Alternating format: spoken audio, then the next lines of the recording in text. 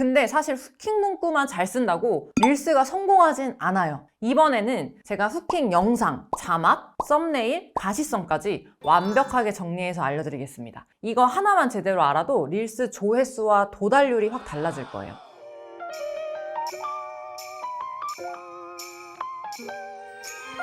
대표님. 네.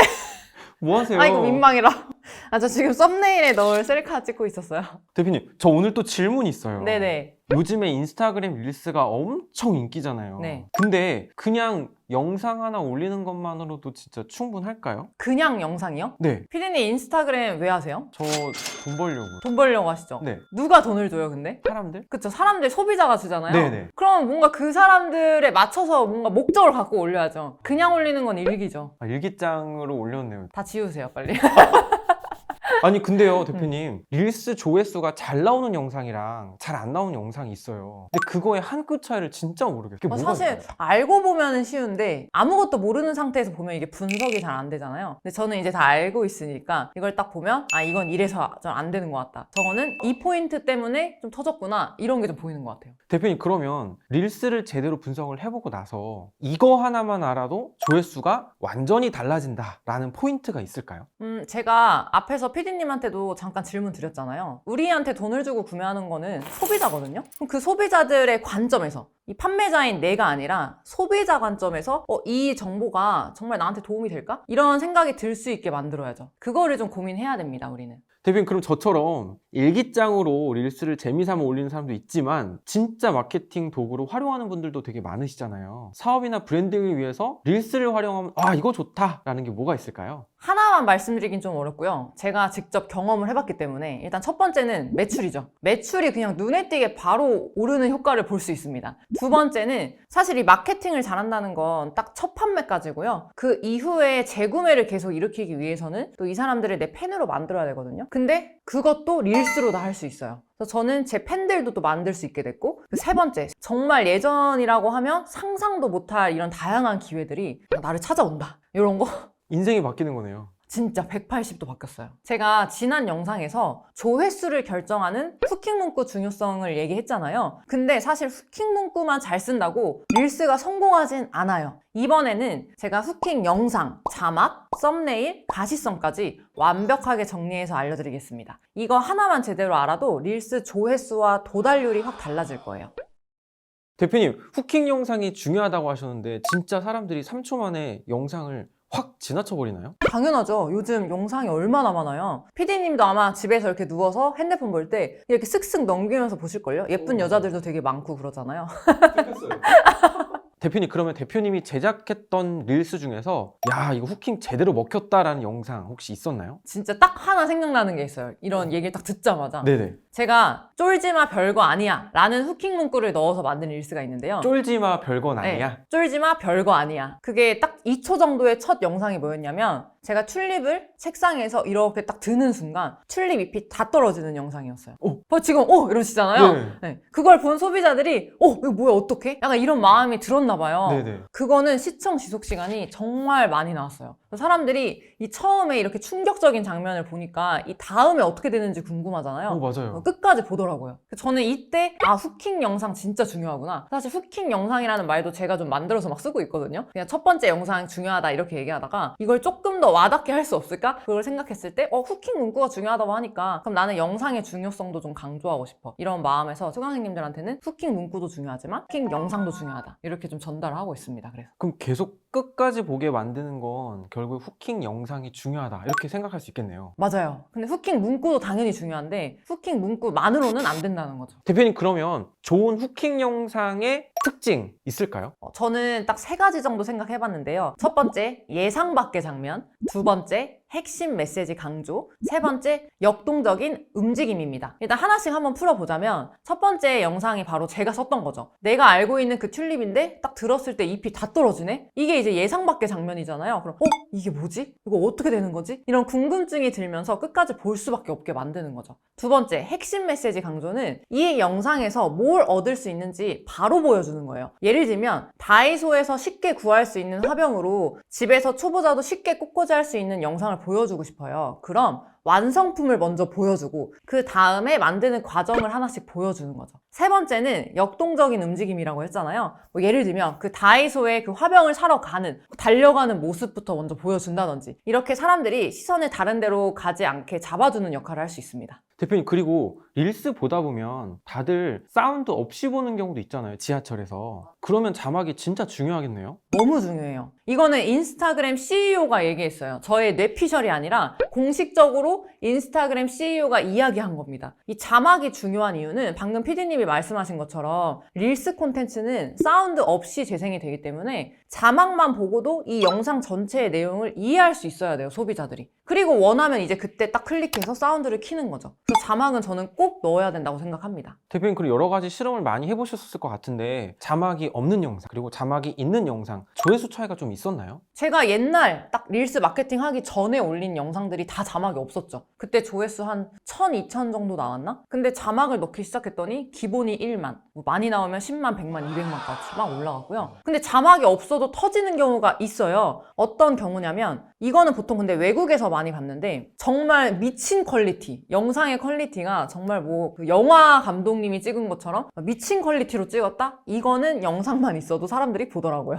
대표님, 그러면 우리 같은 일반인들은 영화 퀄리티 정도의 영상을 만들 수 없으니까 자막이 진짜 중요할 것 같은데 좋은 자막의 특징이 혹시 있을까요? 있습니다. 이 사운드 없이도 내 영상을 이해하게 만들기 위해서는 자막을 진짜 잘 활용해야 되거든요. 일단 제가 제일 신경 쓰는 건 핵심 키워드를 강조하는 거예요. 예를 들면 뭐 그 내가 전달하고 싶은 핵심 키워드에 좀 색깔을 입혀서 더 눈에 잘 띄게 한다든지 아니면 크기를 좀 키워서 눈에 확 들어오게 한다든지 그 다음에 사람들이 빠르게 읽을 수 있게 문장을 짧게 나누는 거예요. 예를 들면 안녕하세요 플로리스트 혜선입니다를 한 줄에 다 적는 게 아니라 안녕하세요 끊고 플로리스트 혜선입니다 이런 식으로 나눠서 쓰는 거죠. 세 번째는 가독성 좋아야 됩니다. 이거 진짜 중요하거든요. 가독성 좋은 폰트와 색상을 선택해야 돼요. 막 멋있어 보이려고 막 필기체 막 아니면 되게 얇은 이런 보이지도 않는 폰트 이런 거 쓰면 멀리서 봤을 때 안 보입니다, 내 릴스가. 그래서 자막 없이 예쁜 영상에만 집중해서 만들었을 때는 아까도 말씀드렸듯이 조회수가 1, 2천밖에 안 나왔지만 자막도 넣고 스토리텔링을 하고 정보성 릴스를 같이 올리고 이렇게 했더니 조회수가 뭐 기본 10배 이상 늘었습니다. 아, 그렇군요. 이 자막뿐만 아니라 썸네일도 되게 중요할 것 같아요. 대표님, 썸네일도 진짜 중요한 게 맞죠? 그쵸. 제가 알기로 근데 PD님은 인스타그램을 엄청 많이 보지는 않으시는 것 같은데 유튜브 많이 하시죠? 네. 유튜브 키면 뭐 나와요? 썸네일 천국이죠. 그쵸? 네. 그게 바로 인스타그램에서도 되게 중요한 이유예요. 아, 똑같은 네, 원리인 똑같아요. 그러면 인스타그램 릴스도 유튜브처럼 썸네일이 중요하다고 하셨는데 어떤 썸네일이 클릭률을 높이는 데 더 효과적일까요? 일단 썸네일에도 후킹 문구가 들어가야 되고요. 그리고 방금 이야기했던 것처럼 가독성 좋은 폰트와 컬러를 사용하는 게 중요합니다. 근데 왜 중요한지 알아야겠죠? 썸네일이 왜 중요하냐면 그 인스타그램 키면 밑에 돋보기 탭 있잖아요. 그 돋보기 탭에 딱 들어갔을 때 릴스가 이렇게 길게 자동 재생되는 경우도 있지만 그 사진처럼 뜨는 경우도 있거든요. 그럼 얘는 자동 재생이 안 돼요. 그럼 뭘 보고 누를까요, 사람들이? 썸네일.